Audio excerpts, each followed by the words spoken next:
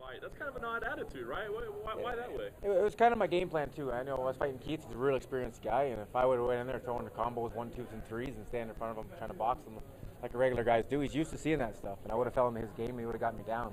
But being myself and having fun and toying around with him and doing crazy stuff, he didn't know how to react to it, and that's why I was catching him with things, right? And then it just takes his game plan right out the window, and plus it entertains the fans. So. Absolutely.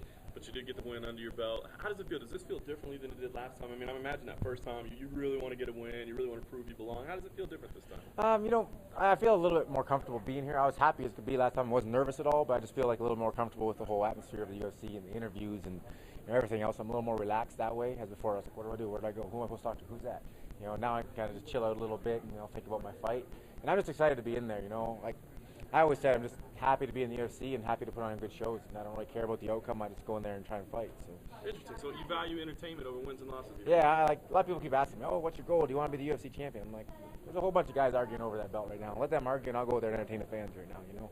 I just want to put on fights and, hopefully win myself a couple bonuses in the process. Yeah. Held out Matt Riddle, and then all of a sudden you've got him now. Does that have anything to do with it, you think, or is this by coincidence? I think it was just plain coincidence. Matt was supposed to fight again at the end of June. He had a small injury. After the injury, he was probably healed up pretty quick. I don't think it was much. So he's probably just ready to go. I already talked to another couple fighters, and one of them in particular told me that he actually got the phone call to fight me. He was asked to fight me, another guy in my weight class. So I just think it happened. How cool is it to be fighting here in Canada and in front of everyone's gonna be behind you? I mean, this is probably an amazing experience for you. Yeah, I'm pretty pumped to actually fight in my home country. I fought in Canada a lot of times before when I first started, but I was always in Quebec, and I was usually fighting a Quebec guy, so I was never the fan favorite. So most of my career, I've been blocking out the crowd. I've never really been one of those guys that pay attention if they're booing and whatnot, because they're usually booing. So I just usually blocked it out. But I'm not expecting them to be booing this time, so I'm interested to see if I can actually feed off the crowd like people talk about doing. I've never had the experience, so I'm really excited about that. What is, this card, your fights, it's been a lot of shuffling in and out, replacement for replacement and all that. I mean, does that affect you at all? It seems like you kind of just go with the flow. Yeah, I want to focus on myself. They want to put somebody in front of me who wants to have a fight. Let's have a fight, I was disappointed the same as the fans are. I'm a fan of the sport. I'm not just a competitor. I'm a fan of the UFC.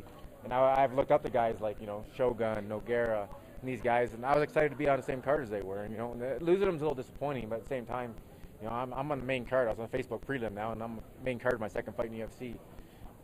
I got really lucky. I got a great opportunity here, and I plan on taking advantage of it. There's some guys who've had almost 10 fights in the UFC. Haven't made it on a main card pay-per-view yet. So I'm just really blessed to have the opportunity, and I plan on going in there and showing them I belong there for the next time, too. You talk about, just really want to be entertaining, but you're on a nice little win streak. You had a rough patch before this win streak. What's the difference between them?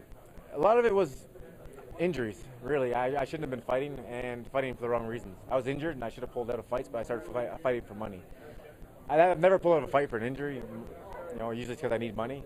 And my theory is if I can walk to the cage, I can fight when I get there. But when I fought Jesse Bongfeld, I tore my ACL 2 weeks before the fight. I really wanted the title. I was just laid off my job, so I went in there anyway. I put him in an arm bar. He rolled over. My knee popped. I wanted to get up to my feet and shake my leg. When I did, he caught me in a rear naked choke. John Alessio, I fought him on a Saturday. I had a surgery booked for Monday already before he went to the fight. I had hardly used my left arm, I was just being stupid and I'm trying to fight for the wrong reasons. And I didn't think I was going to have a chance to get to the UFC. Like, there was a spot where I was just like, I've already lost these guys, and I was having a hard time getting a fight. Even being an Ontario resident, it was illegal in Ontario. Montreal promoters aren't going to make a fortune of me selling tickets, so they weren't going to pay someone to come and fight me. I was a scary guy to fight. I had a lot of knockouts, so in order for them to get someone to fight me, they had to pay big bucks to get that person to come in, and they wouldn't do it. So I had to struggle to get a fight, and then I got real fat. The promoters see me fight, or actually with one of my fighters at a show, and I was about 220, and they called me up a week later and said, hey, do you want to fight Jonathan Goulet for the title? Hometown guy, their show, figured I'm out of shape. I was like, sure, I'll take that fight, and I said to myself, this is one more chance for me to make a run at it if I beat Goulet. So I just went and jogged. I basically spent the whole training camp just jogging and getting in shape and running. And that was all I really focused on, was getting in shape. And then on the way to the cage, I have a new striking coach, Leo Laux, and he just stopped me on the way to the cage and said, be yourself. And when I train with guys, if you see my last fight, I've been a little bit froggy lately. I call it froggy. Listen to me being froggy, right?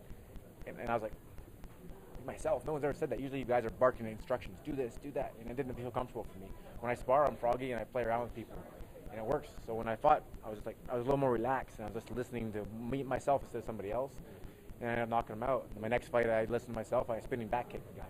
Chris Clements, I give him a Bruce Lee back pick, knocks him down, right?